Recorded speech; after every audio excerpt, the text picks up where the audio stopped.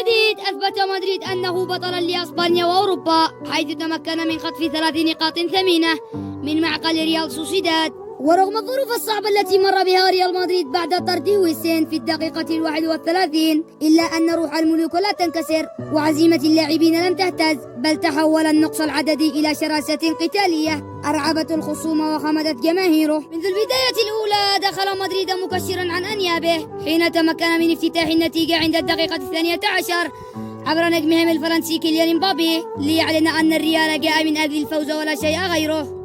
لم يكتفي الريال بهذا فقط، بل أضاف الساحر غولير الهدف الثاني ليشعر الأفراح في الشوط الأول ويؤكد أن هذا الفريق مع تشابي لا يعرف الرحمة. سوسيداد تمكن من تقليص النتيجة من ركلة جزاء وحاول التسجيل الثاني، لكن لاعبي الريال وروحهم العالية جعلت الدفاع يتحول إلى جدار فولاذي وكورتوا إلى أسد يحمي عرين الملكي حتى صافرة النهاية. ومع صافرة الحكم أعلن الريال أن النقص العددي لا يعني شيئا أمام روح الملوك ليخرج بنصر ساحق رافعا رصيده إلى 12 نقطة في صدارة الليغا.